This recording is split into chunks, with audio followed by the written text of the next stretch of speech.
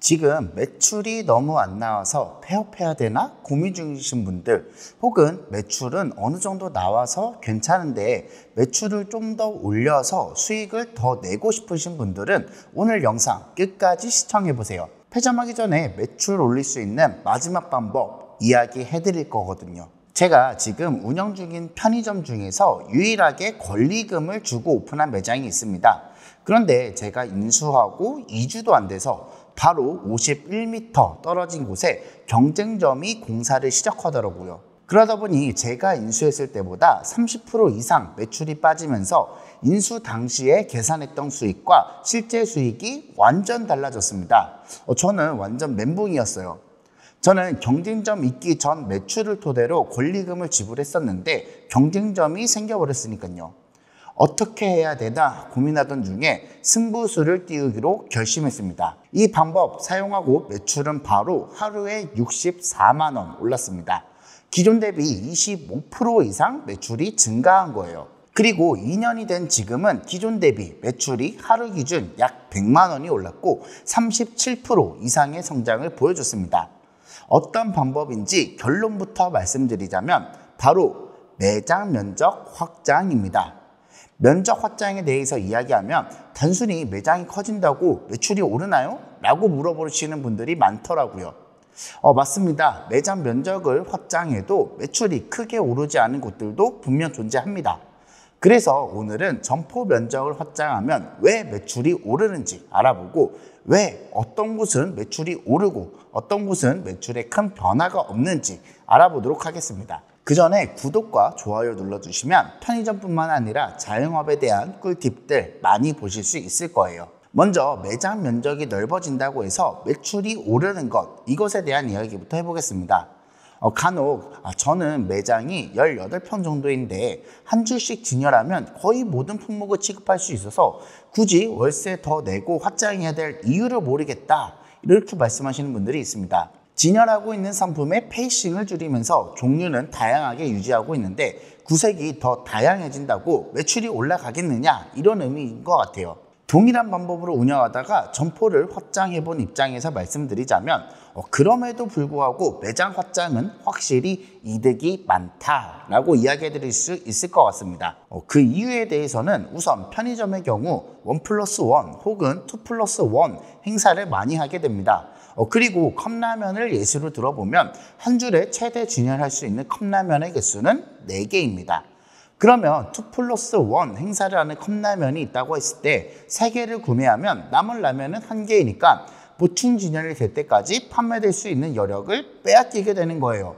물론 팔리자마자 나는 보충 진열합니다 라고 하면 기회비용이 없을 수도 있지만 아르바이트생의 대부분은 바로 진열하지 않습니다. 이런 단순한 이유뿐만 아니라 상품 진열, 즉 페이싱을 늘리는 것만으로도 매출이 증가한다는 연구 논문 자료도 있어요. 2009년 연구된 논문인데 페이싱을 2배 증가시켰을 때 사람들의 시선이 28% 더 증가했고 구매는 10% 증가했다고 합니다. 3배로 증가시켰을 때에는 시선이 80% 증가하고 최종 구매 또한 61% 증가했다고 합니다. 특히 이 효과는 시장 점유율이 낮은 브랜드의 경우에 효과가 더 높았다고 해요. 이 사진은 우리가 대형마트를 가면 흔히 볼 수 있는 행사 매대입니다. 그리고 여기에는 전체 마트 상품의 2% 이내로 진열이 된다고 해요. 그리고 여기서 나오는 매출은 마트 전체 매출의 10% 이상, 할인까지 진행한다면 20%까지도 기여한다, 이런 연구 결과도 있더라고요. 그리고 이런 행사 매대를 적극 활용하거나 혹은 행사 매대를 활용하지 못하더라도 페이싱을 늘려서 매출 증대를 도모하기 위해선 일정 수준 이상 면적이 반드시 필요합니다. 결국 점포 면적의 확장은 취급하는 품목 수가 늘어나면서 올라가는 매출뿐만 아니라 페이싱을 늘리면서 나오는 매출 증대까지 있기 때문에 확장이 무조건 이익이 될 수 있다는 거예요.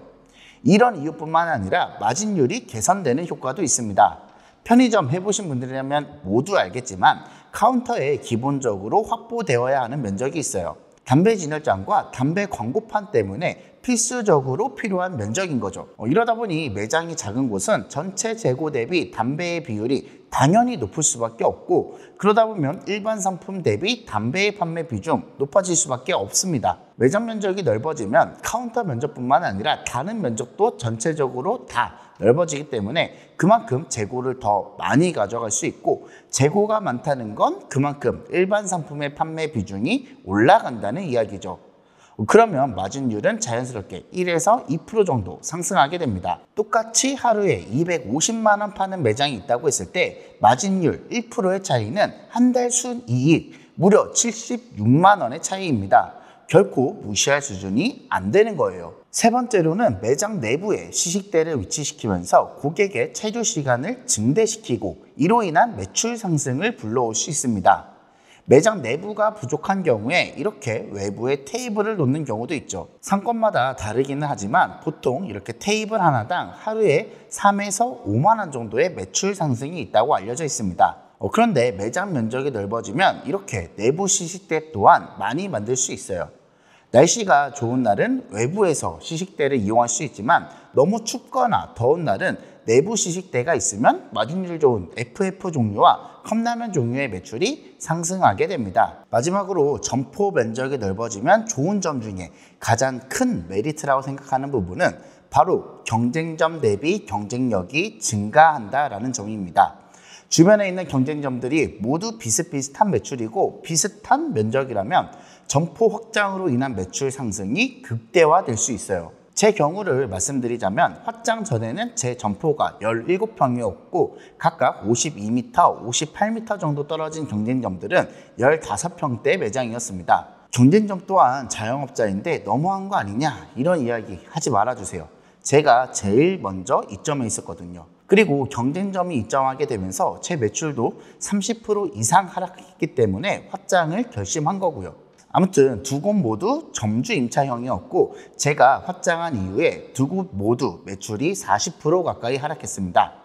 결국 처음에는 오토로 매장을 운영하던 사장님들이 지금은 야간에 직접 근무하고 있고 한 곳은 아예 무인 운영으로 돌린 곳도 있어요. 아마도 두 곳 모두 계약 기간이 만료되게 되면 재계약을 진행하긴 어려울 것 같고 그러면 제 매출은 더 오를 것으로 예상하고 있습니다. 야, 그러면 확장은 무조건 좋은 거네 라고 생각하실 수 있겠지만 아쉽게도 꼭 그렇지만은 않습니다. 우선 고려해야 할 점은 매출이 상승하게 되면 내가 월세가 늘어난 만큼 감당이 가능한가 이거를 먼저 확인해 봐야 됩니다. 예를 들어서 옆 점포로 확장하는데 월세가 200만 원이 추가된다면 매출이 얼마나 늘어야 되는지 계산해 봐야 됩니다. 하루에 매출이 30만 원 증가한다고 가정하고 마진율은 28%, 배분율이 80%일 때 점주 손익이 딱 200만 원 정도 증가합니다. 그래서 최소한 하루 30만 원 매출이 올라야 확장 전과 똑같은 수익을 가져갈 수 있어요. 그렇기 때문에 반드시 확장 전에 이 계산을 해보셔야 됩니다. 확장하기 전 고려해야 할 점 두 번째로는 바로 내 점포의 독점성 여부와 기존 점포의 매장 면적입니다. 만약에 기존 면적이 20평대 중후반대였는데 30평대 중후반대로 매장을 확장하는 거라면 아마도 크게 매출 상승이 없을 수도 있어요. 왜냐하면 20평 중후반대 면적이라면 이미 어느 정도 구색도 갖춰져 있을 거고 페이싱도 늘어나 있을 겁니다. 그러면 매출 상승 폭이 굉장히 미미할 수 있습니다. 더군다나 만약에 내가 이미 주변 상권을 독점하는 곳이었다면 진짜 상승이 아예 없을 수도 있어요. 실제 사례를 한번 말씀드려 보겠습니다. 20평 후반대 점포를 30평대 후반으로 확장한 점포가 있는데 그곳은 이미 유효 세대를 전부 독점하는 상권이었습니다. 외부 수요를 끌어들일 정도로 유동인구가 많지도 않았고 반대편에 유효 세대를 끌어오기엔 거리상으로 너무 멀었어요. 이 점포 확장은 했지만 결국 월세가 증가한 폭만큼 매출이 오르지 않았습니다. 그런데 이런 경우에도 매출이 오르는 경우가 있습니다. 면적을 30평대, 40평대로 늘리면서 신선 특화, 노브랜드, 잠보기 컨셉 같은 특화 매장으로 발전시킨다면 매출 상승이 일어날 수도 있습니다. 그렇기 때문에 꼭 기존의 면적과 주변 경쟁점이 어느 정도 거리에 위치해 있는지를 고려해서 확장을 결정하시길 바랍니다. 오늘 내용 한번 정리해 볼게요. 만약에 내가 폐점을 고려하고 있거나 아니면 어느 정도 수익은 남지만 더 높은 수익을 원하시는 분들은 마지막 방법으로 점포 확장을 선택할 수 있습니다. 매장의 입지, 고객의 특성에 따라 차이는 있지만 기존 매출의 20에서 30% 정도 매출이 올라가는 게 평균적이에요. 다만 무조건 확장을 하는 게 아니라 세 가지 요소를 고려해야 됩니다. 첫 번째, 월세 상승폭을 과연 매출 상승폭이 커버할 수 있는지와 그 이상의 수익을 돌려줄 수 있는지 확인해 보셔야 됩니다. 두 번째로는 내 주변으로 경쟁점이 있는지와 경쟁점의 현재 상태를 파악해서 그곳의 매출을 뺏어올 수 있는지 확인해 봐야 됩니다. 세 번째, 만약 내가 이미 20평 중후반대의 면적이라면 단순 면적 확장으로 인한 매출 상승폭은 크지 않을 수 있으니까 특화 매장으로의 전환을 고려한다. 이 정도입니다. 편의점에 대해서 더 많은 정보를 알고 싶으신 분들은 더보기 클릭하셔서 무료 전자책 신청해서 받아보세요. 무료 전자책에서는 상권 보는 방법과 편의점 창업할 때 꼭 알아야 할 내용들이 포함되어 있습니다. 그리고 제가 폐점하면서 알게 된 편의점 망하지 않는 방법이 궁금하신 분들은 고정 댓글에 링크 클릭해서 영상 한번 시청해 보시면 많은 도움이 될 겁니다. 오늘 영상 도움되셨다면 구독과 좋아요 눌러주세요. 오늘 영상도 시청해 주셔서 감사합니다.